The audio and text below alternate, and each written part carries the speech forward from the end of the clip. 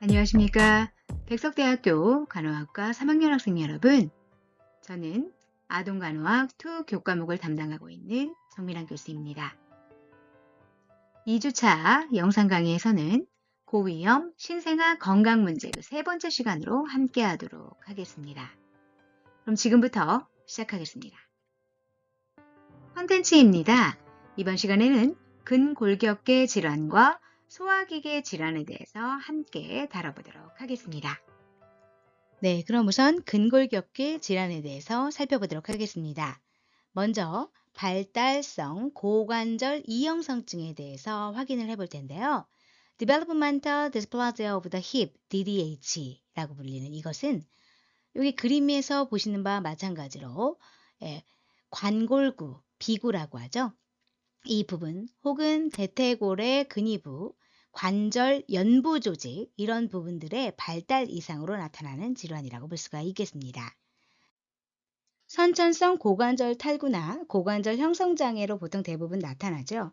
그래서 여기 지금 보시는 바와 마찬가지로 대퇴골두가 비구, 관골구 안에 딱 들어맞지 않은 선천성 기형으로 대개 신생아기에 보통 진단이 됩니다.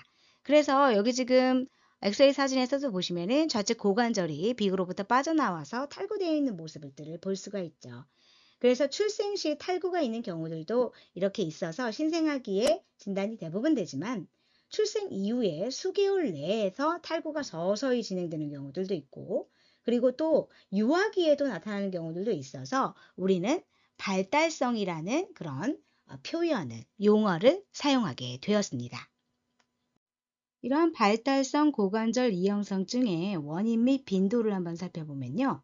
원인은 불분명하지만 기본적으로 3가지 요인을 들 수가 있습니다. 첫 번째는 유전적인 가족력을 들 수가 있어요.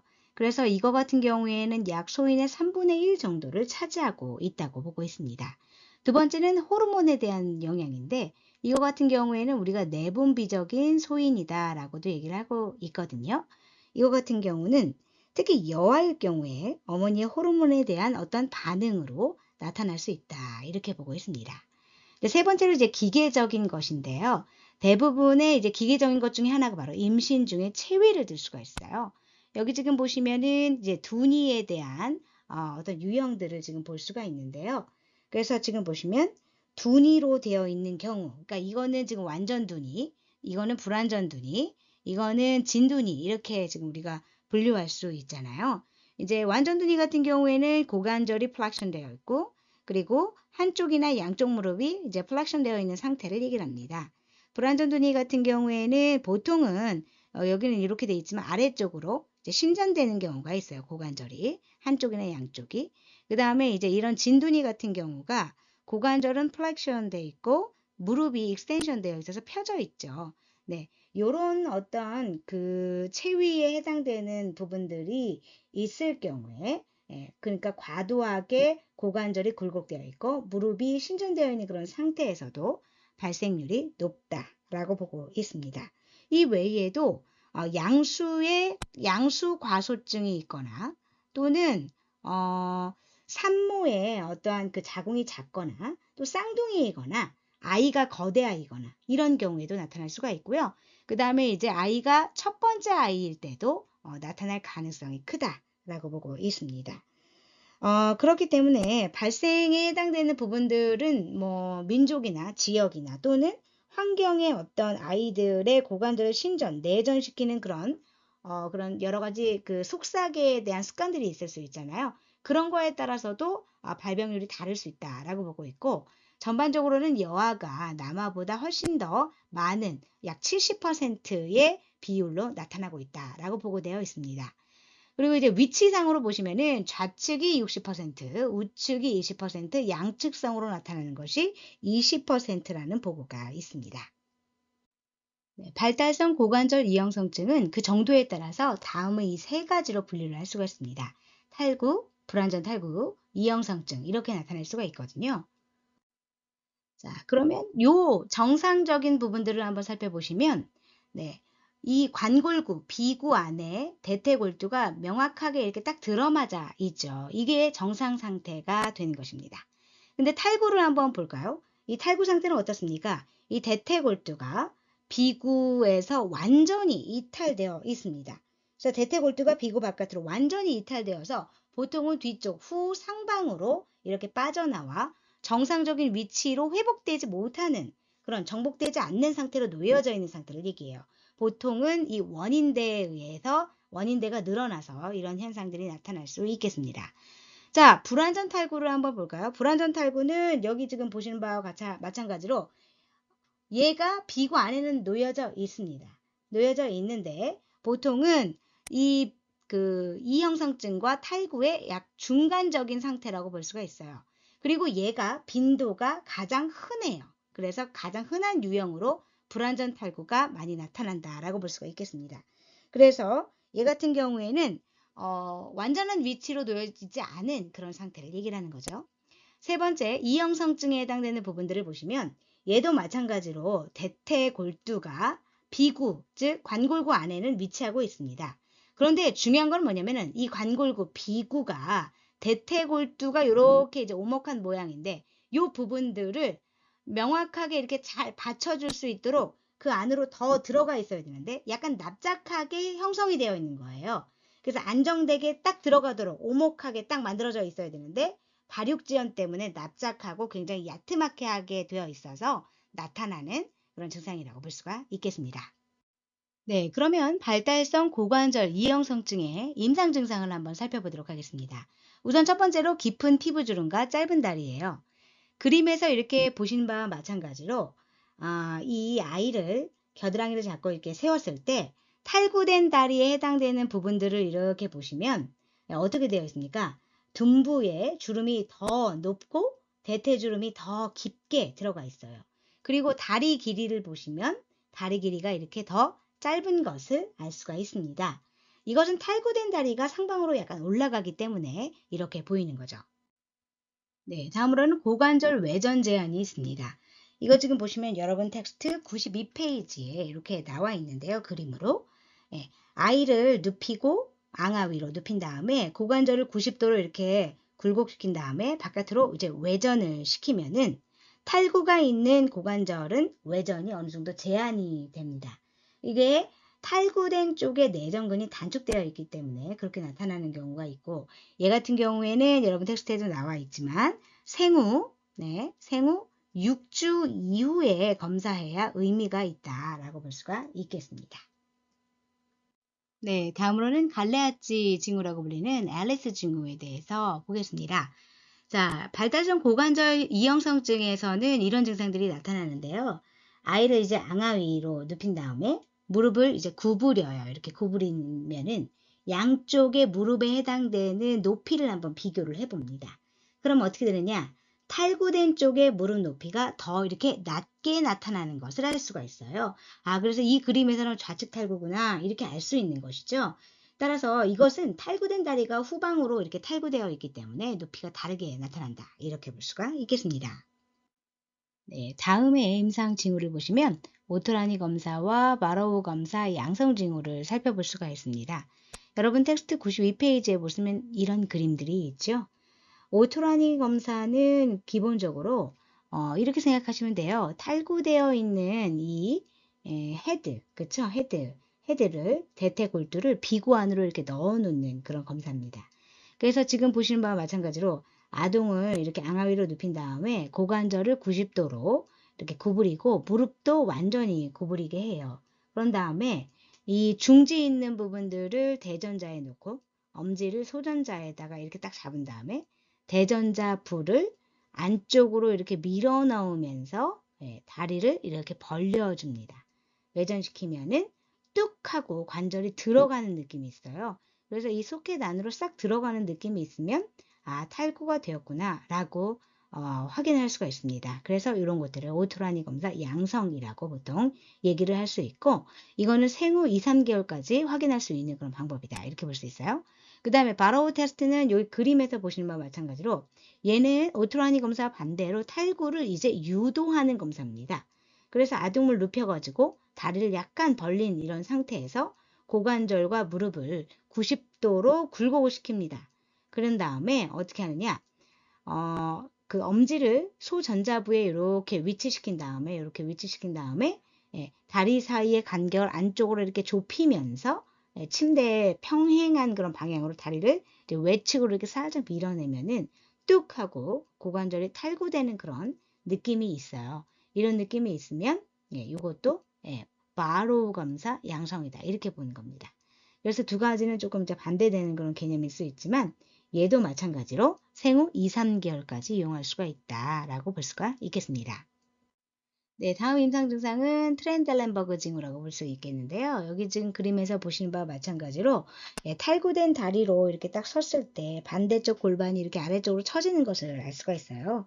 자, 이런 증상들이 왜 나타나느냐? 기본적으로 탈구된 고관절이 다리를 다 지지할 수 없기 때문에 나타나는 거거든요. 네, 그래서 이런 징후가 나타날 수 있고요.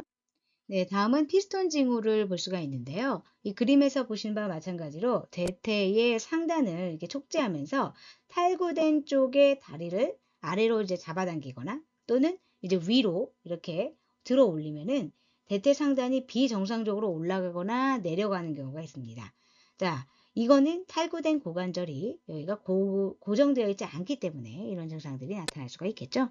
그 다음에 웨더랭 게이트라고 하는 것은 보통 예, 아동이 성장해서 이제 걸을 때가 됐어요. 걸음걸이에 해당되는 부분들을 봤을 때 이제 단축성일 때는 한쪽을 이제 조금 절름거리는 그런 게이트 걸음걸이를 볼 수가 있고 또는 이제 오리걸음 같은 것들을 이제 걸을 수가 있는 거죠. 그래서 그러한 증상들이 나타날 수가 있겠습니다.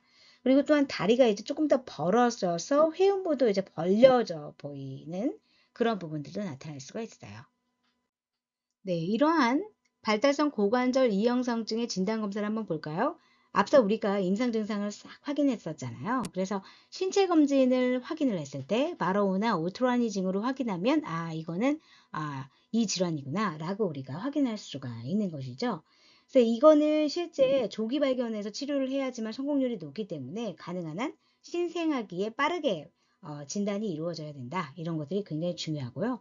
그 다음에 영아 초기에 대퇴골두 그 헤드가 아직 골화되지 않고 대부분 연골이어서 생후 2개월 이내에 초음파를 하면 훨씬 더 고관절 형성 장애를 진단하는 데 도움이 될 수가 있습니다. 그 외에도 CT나 MRI를 사용할 수가 있는데 이거 같은 경우에는 좀 더 나이가 많은 아동 같은 경우 그래서 이제 신생아를 좀 벗어나서 영아 이후 또는 뭐 이제 유아기 이런 아이들이 나타났을 때 CT나 MRI가 유용할 수가 있겠고요.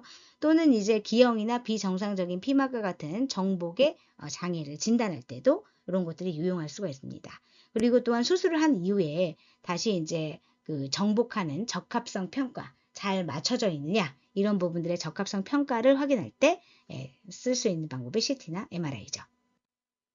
네, 치료를 한번 보겠습니다. 이것은 대퇴골 두부를 관골구 안으로 이제 잘 넣어주는 거죠.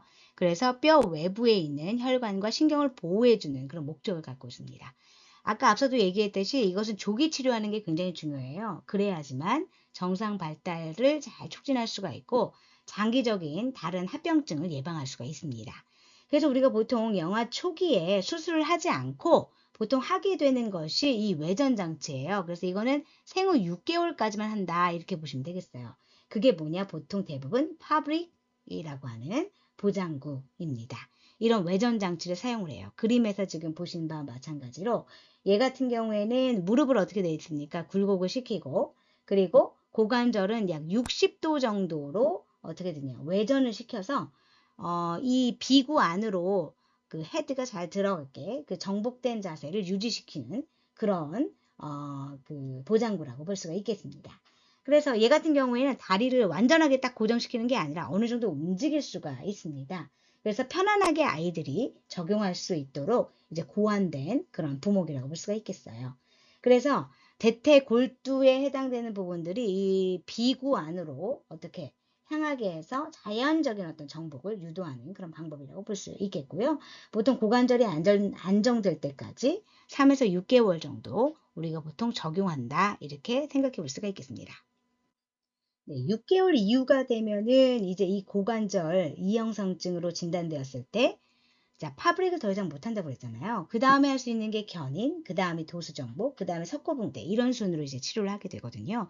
그래서 외전장치 견인에 해당되는 부분들은 주로 브리안트, 버크, 러셀 이런 거 같은 것들을 우리가 보통 적용을 해서 활용을 하고 있습니다.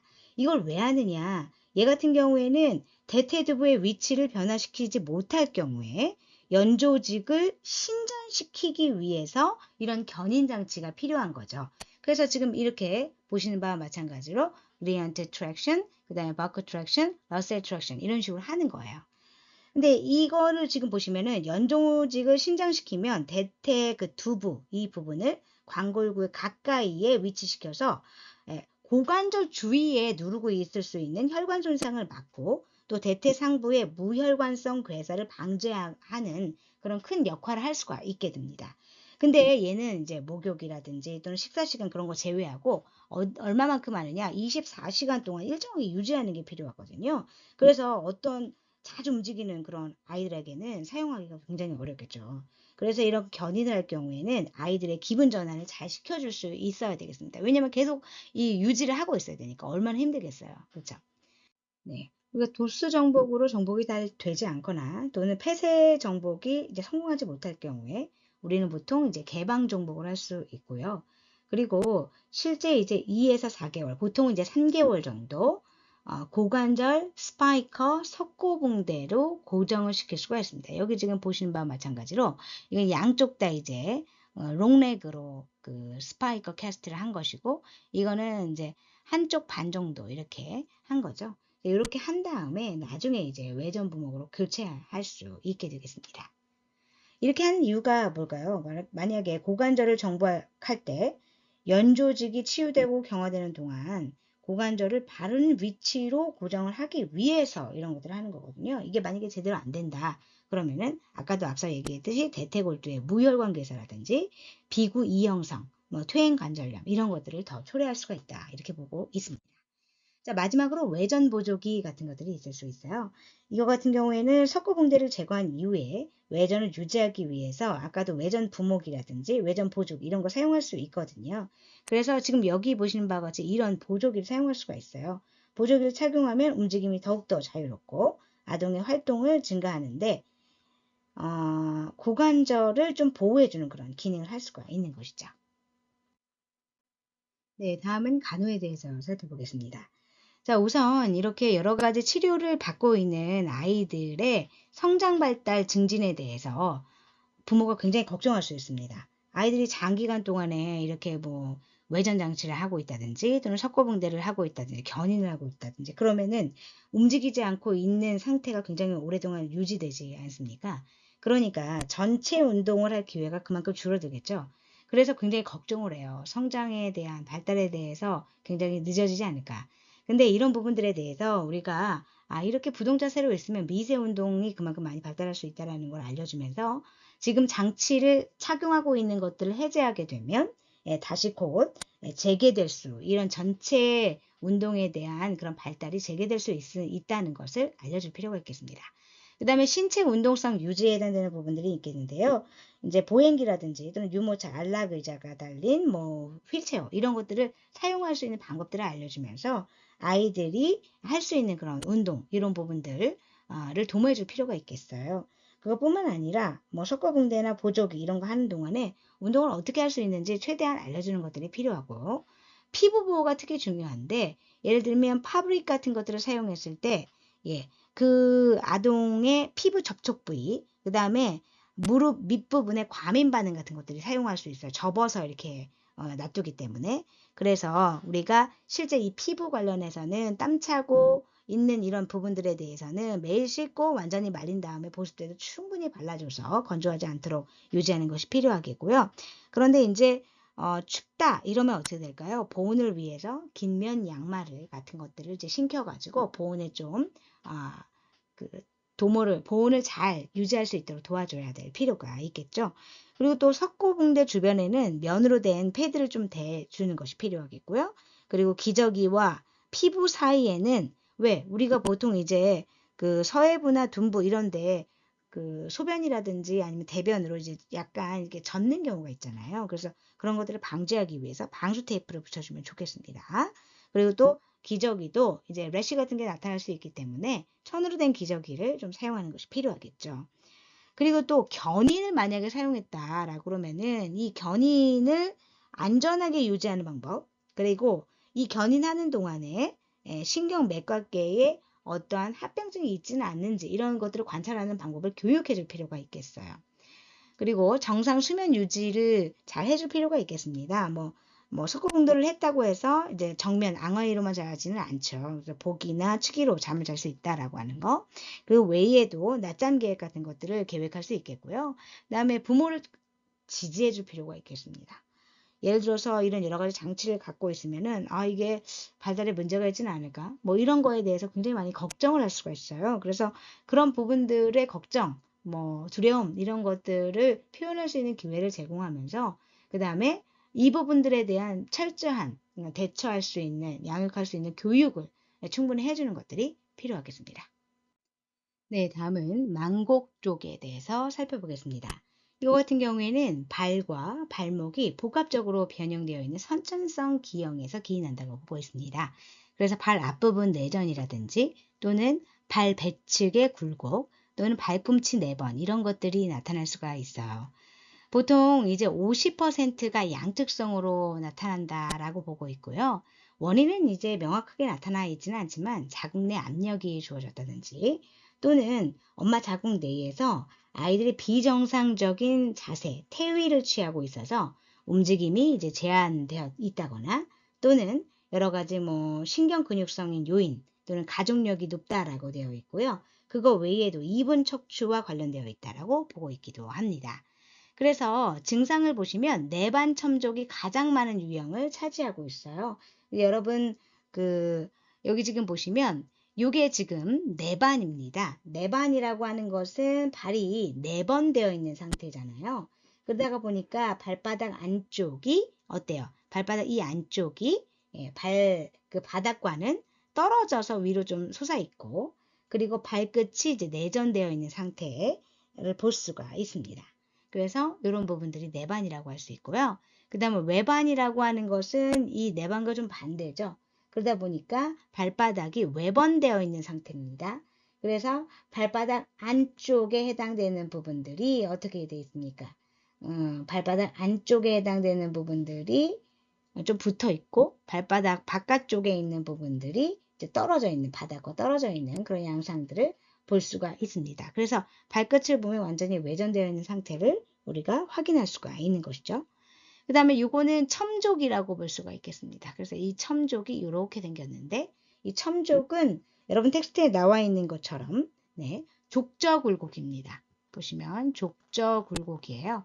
그래서 얘 같은 경우에는 어떻게 되었습니까? 발의 앞쪽이 발바닥에 닿아 있고 발꿈치는 이렇게 들려 있는 거예요. 그렇죠?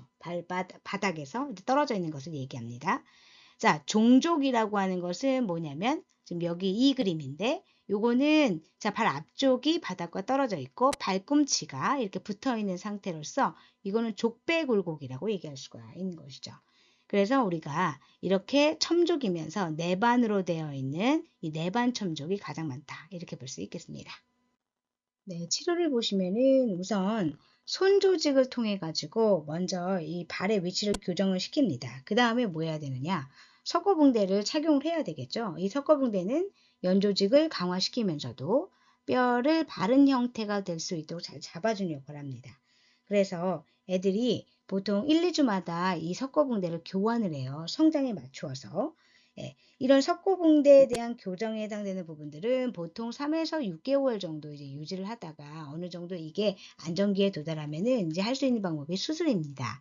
그래서 보통 붙어 있는 그렇죠? 섬유인대나 관절 피막 이런 거 다 분리시키고 그다음에 족근골이라고 하는 이런 부분들을 이제 원래대로 바른 위치로 교정을 하는 것이죠.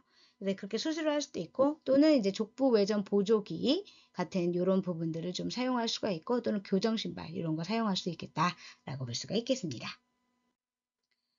자, 간호를 한번 볼까요? 아까 우리 앞서도 이제 얘기를 했었지만 석고붕대를 만약에 사용한다 그러면은 피부 통합성 보호를 위해서 이 석고붕대 관리를 좀 잘 해줄 필요가 있겠습니다.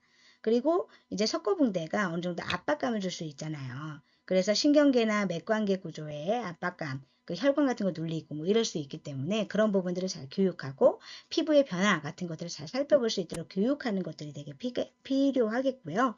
그 다음에 이제 가족 지지를 해줄 필요가 있겠는데, 대상자들이 우리 자녀가 이런 것들을 이제 착용하고 뭐 수술을 이제 앞두고 있고 이러면은 굉장히 불안할 수 있습니다. 그렇기 때문에 그런 부분들을 말로 표현할 수 있는 기회를 많이 주고, 그리고 또한 여러 가지 궁금한 점들을 잘 질문을 받아서 잘 피드백 주는 것이 가족의 지지를 위해서 좋은 방법이죠.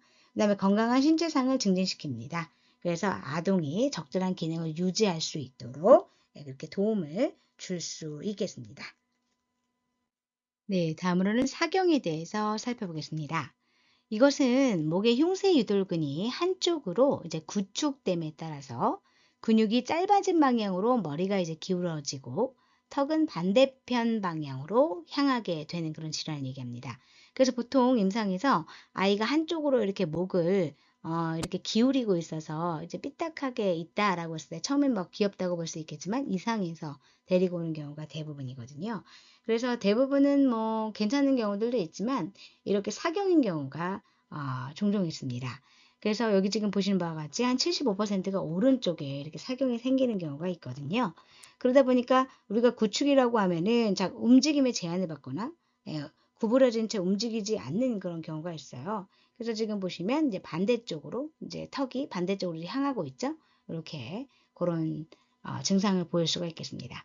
발생률을 보시면 남자와 여자 중에 여아가 훨씬 더 발생률이 높은 것으로 나타나고 있어요. 네, 이거 흉쇄 유돌근에 대한 부분이고요. 자, 증상을 보시면 아까도 얘기했듯이 출생 시 또는 출생 후 2, 3주가 지나서 머리와 목이 기울어지는 그런 증상들을 볼 수가 있습니다. 그래서 치료를 어떻게 하느냐? 머리를 이제 반대쪽으로 정상적인 그 위치에 놓은 다음에 돌린 다음에 목에 신전 운동을 시켜줄 필요가 있는 거죠.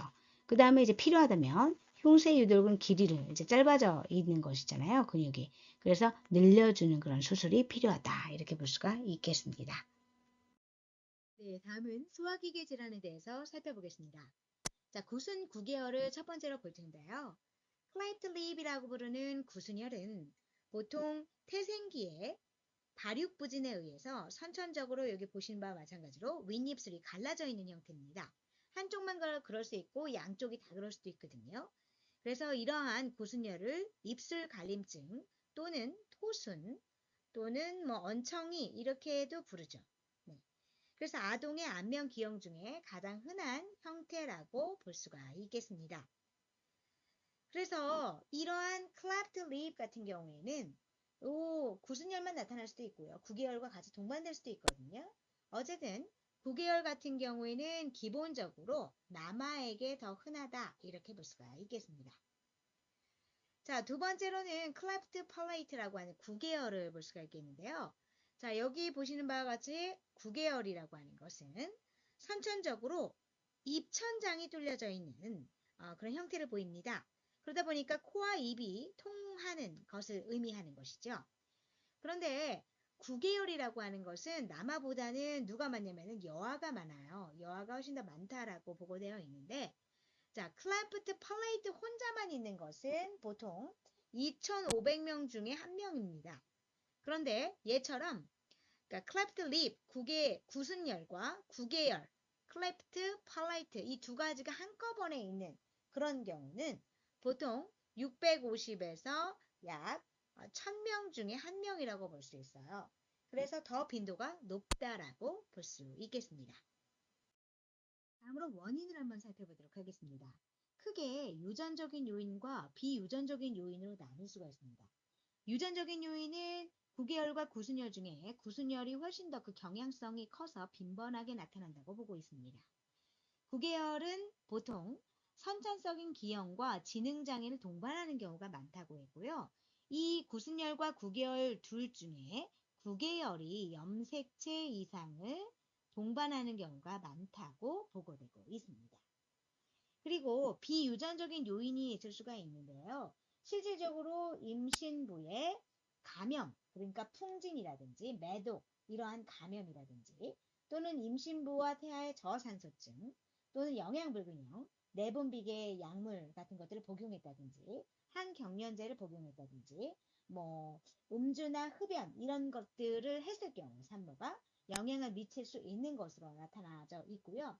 특히 임신 중에 딜란틴 같은 것들을 복용했을 경우에 더 동반되는 경우가 많다라고 볼 수 있겠습니다. 그래서 이런 것들은 바로 열구를 형성하는 데 훨씬 더 영향을 줄 수 있는 것이다 라고 보고되고 있는 것이죠. 자, 이 두 가지가 한꺼번에 나타나는 경우는 보통 우리가 50%에서 이 두 가지 기형이 함께 발생한다고 보는 것이고요. 구순열만 발생한다, 그게 20%, 9개월만 발생한다, 그게 30%로 보고되고 있다. 이렇게 볼 수가 있고요. 구순열은 보통 왼쪽에 오는 경우가 오른쪽에 오는 경우보다 2배 정도 더 많다. 이렇게 보고되고 있습니다. 그리고 첫째 아이가 만약에 이런 구순열과 9개월이 있다라고 하면 둘째도 그럴 가능성이 있다라고 보고되고 있습니다. 그러면 병태 생리를 한번 보겠습니다. 자, 구순열 같은 경우를 한번 살펴보시면 보통 우리가 안면 구조라고 하는 것들, 이런 안면 구조 같은 경우는 보통 수정한 이후에 5주에서 9주 사이에 이런 안면 구조 형성이 이루어진다고 봅니다. 근데 그 중에서 립이라고 하는 입술은 보통 언제 나타나느냐? 7주 차에 나타나거든요. 이렇게 7주 차에. 그런데 한 개의 비둘기와 두 개의 상악돌기 이것이 이제 서로 이제 융합되어야 되는데 이게 잘 융합이 안 됐어요. 그러면 어떻게 되느냐? 바로 구순열이 생기는 거죠. 그래서 입술에 해당되는 부분들이 그 입술 갈라짐이 생기게 되는 것입니다. 자, 두 번째로 9개월은 어떻게 생기느냐? 9개월 같은 경우도 기본적으로 이제 국의 융기 이후에 수평판으로서의 융합이 부전된 겁니다. 그래서 원래 이제 경구계와 연구계가 구주에 발달을 해야 되는데 이런 부분들의 융합이 부전되게 되면 9개월이 생겨서 입천장 갈라짐이 생기게 된다는 그런 부분이 되겠습니다. 네, 그러면 이번에는 치료와 간호에 대해서 한번 살펴보도록 하겠습니다. 자, 구순열 같은 경우에는 기본적으로 바깥으로 봤을 때 눈에 띄게 갈라짐이 보이죠, 입술에.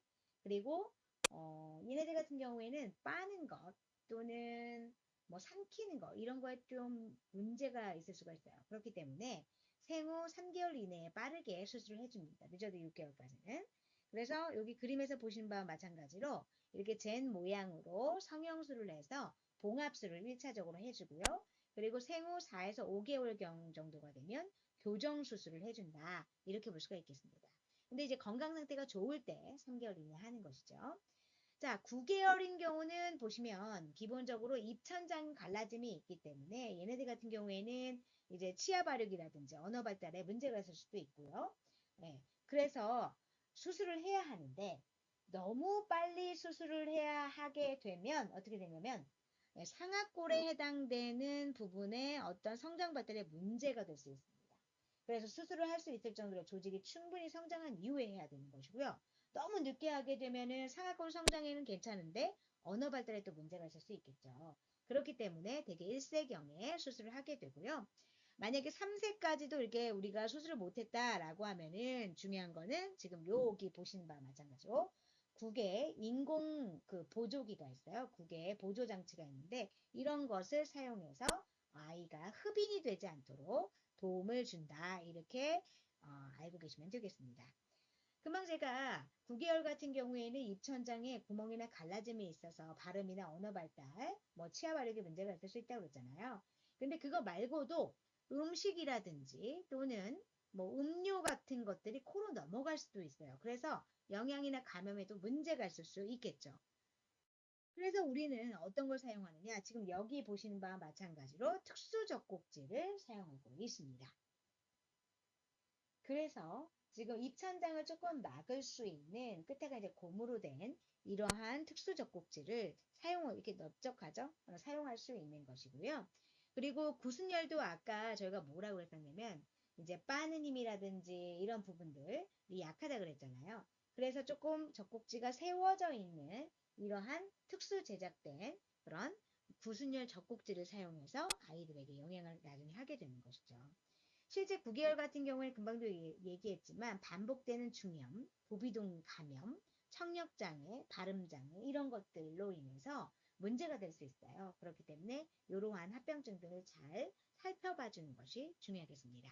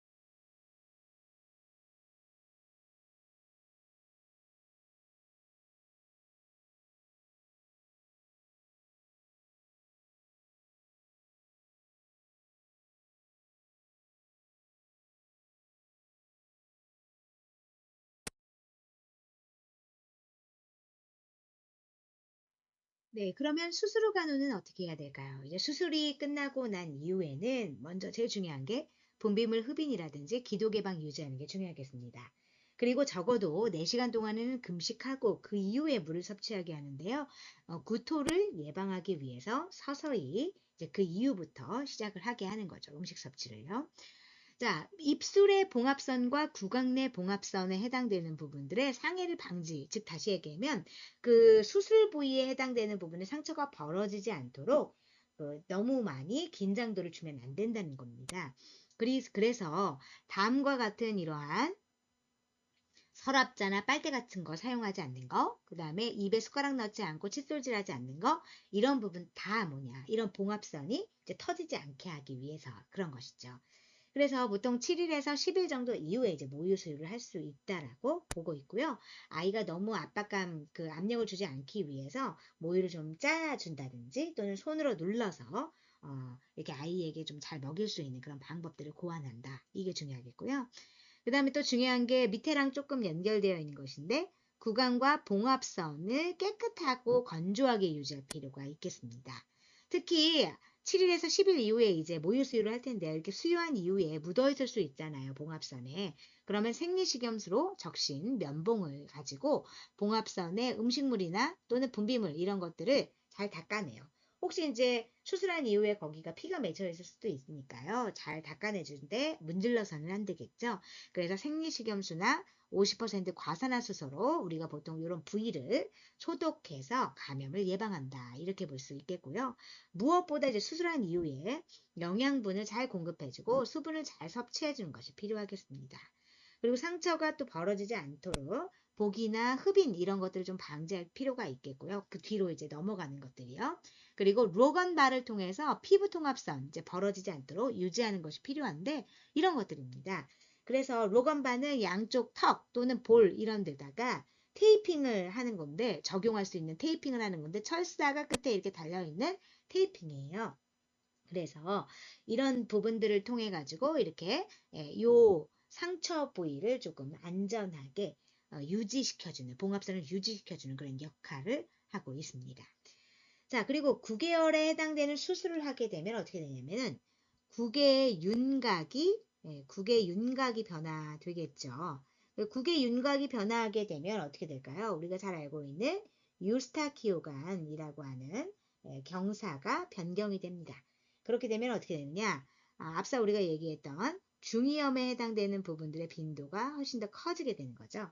그렇기 때문에 고열이 있는지, 통증이 있는지, 귀가 당기는 느낌, 아이가 자꾸 귀를 이렇게 만진다라고 하면 중이염에 걸릴 가능성이 있다라고 봐야 되는 거죠. 그리고 혹은 귀에 분비물이 있는지 없는지 이런 것들을 부모가 잘 봐줄 필요가 있겠습니다. 그리고 부모와 아동이 상호작용을 촉진할 수 있도록 도와줘야 되고 의사소통을 격려해줄 필요가 있겠습니다. 네, 다음으로는 식도폐쇄 기관 식도루입니다. 자, 에소파지얼 아트라시아라고 하는 식도폐쇄는 식도가 맹관으로 막혀 있어서 아래쪽에 있는 위와 연결되어 있지 않은 상태를 얘기를 하고요. 그리고 트라키오 에소파지얼 피스툴라라고 하는 기관 식도루는 기관과 식도 사이에 통로가 있는데 비정상적인 통로죠. 원래 뚫려 있으면 안 되니까요. 그렇게 되어 있는 기형 상태를 얘기를 합니다. 그래서 이렇게 그림으로 보시면 원래 정상 구조가 이런 식으로 되어 있어야 되는데 자, 위에 있는 식도 폐쇄만, 그렇죠? 식도의 맹관으로 이렇게 막혀 있어가지고 연결되어 있지 않은 폐쇄만 일어나는 경우들도 있을 수 있고요. 또는 폐쇄는 없는데, 그렇죠? 기관 식도로만 있는 거죠. 누공만 있는 경우, 누공과 폐쇄가 다 함께 있는 그런 경우가 있을 수가 있습니다. 네, 원인과 빈도를 한번 볼까요? 양수 과다증을 가지고 있는 태아의 85% 정도가 바로 이렇게 걸릴 수가 있고요. 약 3분의 1 정도는 미숙아에서 나타날 수 있다고 보고 있습니다. 그 외에도 자, 앞서서 우리가 세 가지 형태를 좀 봤는데요. 전체 식도폐쇄 기관 식도루는 이렇게 5가지 형태로 나타날 수가 있어요. 이게 정상적인 아나토미가 되어 있는 것이고요. 그 중에서 첫 번째 한번 보시면은 자, 원위부에 이렇게 루가 있어요. 누공이 있죠. 피스툴라가 있고요. 그리고 위쪽 부분에는 아트라시아가 즉 폐쇄가 있습니다. 즉 원위부에 누공을 가지고 있는 폐쇄 이걸 우리가 뭐라 그러냐면 바로 원위 기관 식도루라고 합니다. 이것이 이 5가지 타입 중에서 가장 많아요. 80에서 90%를 차지한다. 이렇게 볼 수가 있습니다. 자, 두 번째도 한번 볼까요? 얘 같은 경우에는 자, 폐쇄가 있죠. 그죠? 그래서 윗부분에 폐쇄가 있어요. 아트라시아가 있는데 자, 위쪽에도 뭐가 있습니까? 누공이 있고 아래쪽에 있는 원위부에도 누공이 있어요. 기관과. 그래서 더블 피스툴라를 가지고 있는 뭐다? 바로 아트라시아, 폐쇄가 있다. 그래서 우리는 근위 및 원위 기관 식도루라고 부릅니다. 그리고 자, 요거를 한번 보시면 얘 같은 경우에는 자, 근위부에 즉 위쪽 부분에 어떻습니까? 상부 식도 부위에 누공을 가지고 있는 거죠. 그리고 상부에 또 폐쇄가 있습니다. 그래서 우리가 이런 것들을 근위기관 식도루라고 부른다. 이렇게 볼 수가 있고요. 얘 같은 경우는 보통 1% 이하로 나타난다. 이렇게 볼 수가 있습니다. 그 다음에 이제 이거 같은 경우에는 어떻습니까? 완전히 그냥 뭐만 되어 있는 경우예요. 폐쇄만 있는 경우예요. 그래서 이런 것들을 우리가 분절형 식도 폐쇄라고 얘기를 하고요. 그 다음에 요거 같은 경우에는 자, 폐쇄는 없습니다. 그렇죠? 뚫려져 있어요. 그런데 뭐만 있냐? 아래쪽에 피스툴라, 누공만 있습니다. 그런데 모양 자체가 H 모양이죠. 그래서 우리가 이걸 H형 기관 식도루라고 부릅니다. 네, 주로 나타나는 임상 증상을 보시면 침 흘림이나 또는 콧구멍에서 거품과 같은 그런 분비물들이 많이 볼 수 있어요. 그리고 수유 시에 기침이라든지 역류, 질식, 청색증 이런 것들이 잘 나타날 수 있는데 이거 같은 경우는 기관과 식도에 구멍이 나 있기 때문에 반복되는 폐렴 증상이 잘 나타납니다. 그 중에서도 우리가 3C 증상이라고 부르는 코핑, 그쵸? 기침, 질식, 청색증 이런 것들이 잘 나타날 수 있고 그 다음에 이제 청진 상태로서 우리가 수포음이라고 하죠. 이런 부분들이 나타날 수 있다라고 볼 수가 있겠습니다. 네, 다음은 진단입니다. 투시 내시경이 있는 기관지경 검사를 통해서 진단하는 것이 가장 좋고요. 비위관을 삽입해서 확인할 수도 있어요.